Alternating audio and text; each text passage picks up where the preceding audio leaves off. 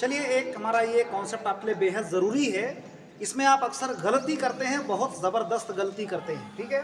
तो गलती करने के लिए क्या होता है, मेक अ मिस्टेक, और ज़बरदस्त गलती करने के लिए क्या होता है, ब्लंडर, है ना। तो आप एक ब्लंडर कर देते हैं। देखिए, जब कभी आपको बोलना होता है किसी को कि आप इसे कब से जानते हैं, ठीक है, तो हम लोग क्या बोलते हैं, how long do you no. How long do you no बिल्कुल नहीं बोलना है। मान लीजिए आप सुधीर को कब से जानते हैं, तो आप बोलते हैं how long do you no Sudhir, ये गलत है। आप राजू को कब से जानते हैं, how long do you no Raju, ठीक है। आप इस स्कूल को कब से जानते हैं, how long do you no this school, ये भी गलत है, ठीक है। आप इस शहर को कब से जानते हैं, how long do you no this city, ये भी गलत है। इस तरह के सेंटेंसेस बिल्कुल गलत हैं, ठीक है। तो how long do you know Sonal, ये मेरा सेंटेंस है जो कि गलत है, मैंने बताया आपको। How long do you no ऐसा नहीं करेंगे आप, हमेशा ध्यान दीजिए, ठीक है। अगर आपको ये करना है तो इसका दूसरा तरीका है। देखिए, आप सोनल को कब से जानते हैं, ये सेंटेंस हमारा है। तो how long have you known Sonal, ये आपका एडवांस लेवल का सेंटेंस है। How long have you known Sonal, बड़ा अजीब लग रहा होगा आपको, लेकिन ये सेंटेंस का स्ट्रक्चर बिल्कुल राइट है और ऐसे ही इसको बोला और लिखा जाता है। How long have you known Sonal, ठीक है। यानी आप सोनल को कब से जान चुके हो।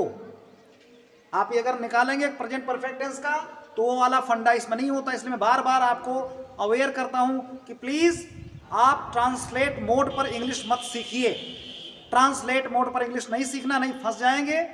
आप स्ट्रक्चर देखिए, सेंस देखिए और कुछ चीज़ों का ध्यान रखिए, तो आपको इंग्लिश बहुत अच्छी आएगी। देखिए, how long have you known Sonal, आप सोनल को कब से जानते हैं, ये हो गया एडवांस लेवल की इंग्लिश। और आप बनाएंगे बेसिक इंग्लिश में, तो ये होगा सेंटेंस। देखिए यहाँ पर आई हैव नोन सोनल है, तो आप इसे कैसे करेंगे, I have known Sonal since my childhood. इसका आंसर ये होगा कि मैं सोनल को बचपन से जानता हूँ।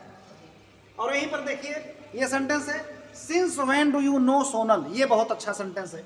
तो चाहे आप क्वेश्चन करिए तो बोलिए how long have you known Sonal, यानी सोनल को आप कब से जानते हैं।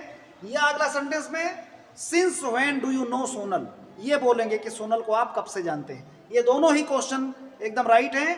How long have you known Sonal भी सही है और since when do you know Sonal ये भी सही है। तो आप इन्हीं दोनों को बोलेंगे, how long do you know Sonal नहीं बोलेंगे, ठीक है।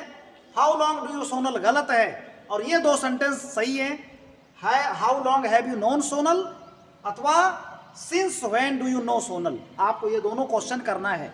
कभी क्वेश्चन पूछना होगा किसी को कि आप इसे कब से जानते हैं, तो दो तरीके से बोलेंगे, एक बेसिक इंग्लिश का सेंटेंस है और दूसरा एडवांस्ड इंग्लिश का सेंटेंस है। बेसिक इंग्लिश का सेंटेंस हमारा क्या है, since when do you know Sonal, Sonal को आप कब से जानते हैं। और एडवांस लेवल का है how long have you known Sonal, आप सोनल को कब से जानते हैं। इसका आंसर भी दो तरीके से है, बेसिक वाले का आंसर बेसिक होगा और एडवांस्ड वाले का आंसर एडवांस्ड होगा। तो एडवांस वाले का आंसर पहले एडवांस करते हैं।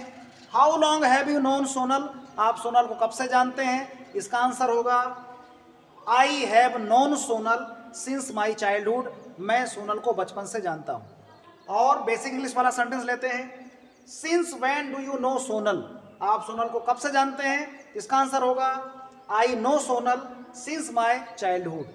ये आपका रहा करेक्ट कॉन्सेप्ट। आप इस प्रकार से ही आप बोलेंगे आगे। कुछ भी आपको अगर परिचय कराना हुआ कि उसे कब से जानते हैं, तो आप दो तरीके का ही सेंटेंस यूज करेंगे क्वेश्चन पुटअप करते समय, ठीक है। अब यहीं पर देखिए जो गलतियां होती, मैं एक बहुत ही सीरियस गलती बता रहा हूं, लिखते समय आपको ध्यान देना, पंक्चुएशन का ध्यान देना है। यहां लिखा है लेट्स ईट पापा। अब लेट्स ईट पापा अगर बिना कॉमा लगाए कर देंगे तो इसका मतलब आओ हम पापा को खा लेते हैं। लेट्स ईट पापा, आओ हम पापा को खा लें। और अगर आपने बोला लेट्स ईट फिर कॉमा करके पापा पापा लगा दिया, तो इसका मतलब चलो पापा खाते हैं, ठीक है, चलो पापा खाते हैं। तो जब बोलना हो चलो पापा खाते हैं तो लेट्स ईट उसके बाद में कॉमा फिर पापा, तो हो जाएगा लेट्स ईट पापा, चलो पापा खाते हैं। और अगर कॉमा नहीं लगाया तो बहुत सीरियस गलती हो जाएगी। तो क्या होगा, लेट्स ईट पापा। ये मैं उन्हें बता रहा हूँ जिनकी इंग्लिश रिटन में जब वो लोग जाते हैं कॉम्पिटेटिव एग्जाम में, तो जो उनकी इंग्लिश होती है ना वो प्रॉब्लम उन्हें कर जाती है, ठीक है, जिन्हें हम लोग बोलते हैं कंपलसरी इंग्लिश। तो कंपलसरी इंग्लिश किसकी होती है? यूपीएससी के बच्चों की तैयारी के लिए होता है। वो कंपलसरी इंग्लिश में रिटन में दिक्कत होती है, उसके लिए ध्यान देंगे कि कॉमा का बेहतरीन यूज़ करेंगे, और ये गलतियां नहीं करनी चाहिए। मेरे ख्याल से आपके लिए बहुत बेहतरीन वीडियो होगा, मैं खुद इस बात को जान रहा हूँ, ये गलतियां लोगों से हो जाती हैं, तो प्लीज़ ऐसी सीरियस गलती नहीं करेंगे। और अगर आपको वीडियो प्लीज़ आप लाइक करें, अगर आपको पसंद आया हो तो लाइक ज़रूर करें, लाइक ज़रूर करना आपको ये ज़रूरी है, क्योंकि हमें भी उत्साह मिलता है। और आप दूसरों को भी प्लीज़ शेयर करें ताकि उन्हें भी जानकारी मिल सके। ये आपका खुद का चैनल है, इसे सपोर्ट करें, इसे बूस्ट करने में प्लीज़ मदद करें। Thank you so much for watching this video guys.